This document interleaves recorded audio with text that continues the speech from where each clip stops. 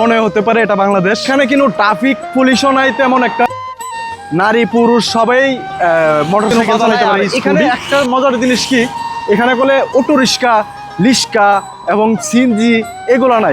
কিছু কিনতে চাইলে লাখ ছাড়া কিনতে পারবেন না। 1 লাখ 2 লাখ রুপিয়া দিলেও মানে সমস্যা নাই, কিন্তু একবারে অল্প, মানে 1000-এর উপরে দ্বীপ আছে। তো আমার পিছনে যা দেখতেছেন, দেখতে মানে আপনাদের মনে হতে পারে এটা বাংলাদেশ। যে সুন্দর সবুজ ধানক্ষেত এবং ধানক্ষেতের কালচার, এবং এটা একটা গ্রাম। সো বাংলাদেশ না, এটা হলো ইন্দোনেশিয়াতে, ইন্দোনেশিয়া বুকে। এটা এই শহরটার নাম হলো লম্বুক। লম্বুকের একটা গ্রামে আছি আমরা, ধানক্ষেত। এবং আমরা জানি বাংলাদেশও এই ধানক্ষেত এখন বর্তমানে সিজন চলতেছে ধানক্ষেতের। সো ইন্দোনেশিয়াতেও ধানক্ষেত দেখে অনেক ভালো লাগতেছে। সো সুন্দর, এবং গ্রামের পাশাপাশি আপনার পাহাড় আছে, পাহাড় মেঘে ভরা পাহাড়। এবং এটা হলো আমাদের রিসোর্ট। এই রিসোর্টে আমরা উঠছি। এই রিসোর্টটা 5 স্টার, খুবই ভিআইপি মানের। এবং এই পাশে হলো রাস্তা। এই রাস্তাটা আসলে দেখলে আপনার মনে হইতে পারে এটা একটা মানে বিদেশি রাস্তা। সো এটাও হলো একটা বিদেশি রাস্তা। এবং এটার পাশে এয়ারপোর্ট এরিয়া, রাস্তার ওই পাশের এরিয়াটা হলো এয়ারপোর্ট এরিয়া। সো বাংলাদেশে আসলে এই কালচার কখনো হবে না। ইন্দোনেশিয়া একটা ছোট্ট একটা ডিস্ট্রিক্ট। এই ডিস্ট্রিক্টের মধ্যে আপনি কত সুন্দর কালচারে তারা চলাফেরা করতেছে। এবং এখানে আপনার মহিলা পুরুষ ছেলে মেয়ে সবাই বাইক চালায়, দাব্বাব। সো ধানক্ষেত দেখে অনেক দিন পর, কেননা বাংলাদেশে ধানক্ষেত কখন দেখছিলাম এটা আমি নিজেও জানি না। সো ইন্দোনেশিয়া এসে ধানক্ষেতগুলো দেখে সবুজ দেখে ঘাস, মনে হইতে পারে এটা বাংলাদেশের 300 ফিট একটা রাস্তা।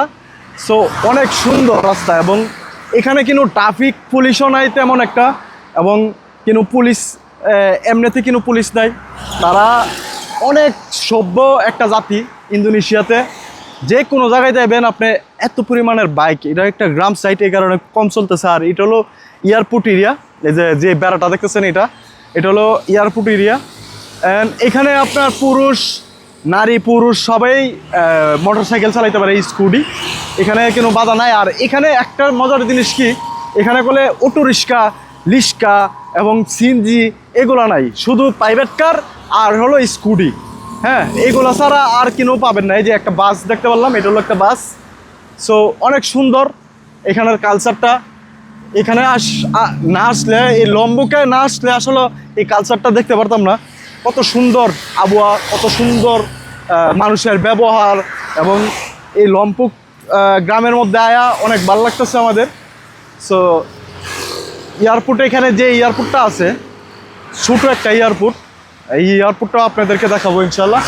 তো দেখতে পাচ্ছেন আপনার এই এরিয়াটা পুরাটা গাছ সবুজ, এদিকে ধানক্ষেত এবং গৃহস্থিও করা হয় এখানে। সো অনেক সুন্দর একটা এলাকা। সো যারা ইন্দোনেশিয়া ঘুরতে আসবেন, বালিতে না, শুধু বালিতে না ঘুরে আপনি ইন্দোনেশিয়ার মধ্যে হাজার হাজার দ্বীপ আছে। এই দ্বীপের মধ্যে একটা দ্বীপ আপনি ভিজিট করতে পারেন, এটা হলো লম্বুক। লম্বুক একটা শহর, এই শহরেও আসলে আপনারা ভিজিট করতে পারেন। এই শহরটাও অনেক সুন্দর। এবং ইন্দোনেশিয়া হলে আপনি খুব অল্প টাকায় ঘুরতে পারবেন, অল্প টাকায়। কিন্তু আপনার কাছে মনে হবে মানে অল্প টাকায় রিয়াল নিয়ে আসলে অল্প টাকায় ঘুরতে পারবেন। এখানে আরেকবার কিছু কিনতে চাইলে লাখ ছাড়া কিনতে পারবেন না। 1 লাখ 2 লাখ টাকা মানে এখানে রুপিয়া লাগে, ঠিক আছে। কিন্তু এখানে রুপিয়া করলে আপনার 1 লাখ 2 লাখ রুপিয়া দিলেও মানে সমস্যা নাই, কিন্তু একবারে অল্প। মানে সৌদি আরবের 1-2 রিয়াল হবে 1 মিলিয়ন টাকা।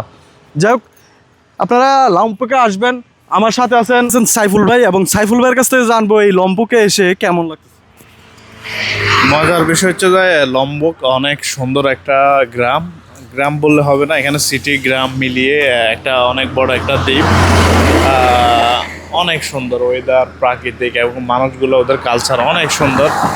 আর আপনারা যারা ইন্দোনেশিয়াতে আসবেন অবশ্যই শুধু বালিতে না, লম্বক আছে, তারপরে গিলি অনেকগুলা মেবি 1000-এর উপরে দ্বীপ আছে। তো ভিজিট করবেন গুগল থেকে দেখে আমরা।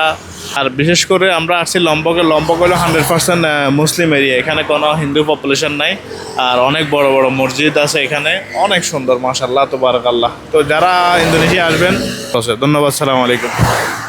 সো যাই হোক, এখানে এসে আমরা অনেক ভালো লাগছে এবং বলা যায় অনেক এনজয় করছি। এবং এখানে গ্রাম গ্রাম বলে আমাদের আসলে মূলত দেখা হয় না অনেক বছর ধরে, কিন্তু আজকে এই গ্রামটা দেখে মনে হইতেছে আমরা ইন্দোনেশিয়া না, আমরা একটা বাংলাদেশের একটা গ্রাম এলাকায় আছি। সো অনেক ভালো লাগছে। এবং যারা ইন্দোনেশিয়া আসতে চান অবশ্যই সুলতান বিচে যোগাযোগ করবেন, আমাদের প্যাকেজ দেওয়া থাকবে এবং সব কিছু আপনারা ঘুরে গাড়ে সব কিছু দেখে যাইতে পারবেন। তো এই ভিডিওটা এখানে শেষ করতে যাচ্ছি। ভিডিওটা ভালো লাগলে অবশ্যই শেয়ার করে দেবেন, যার না ভালো লাগবে তারা শেয়ার করবেন না।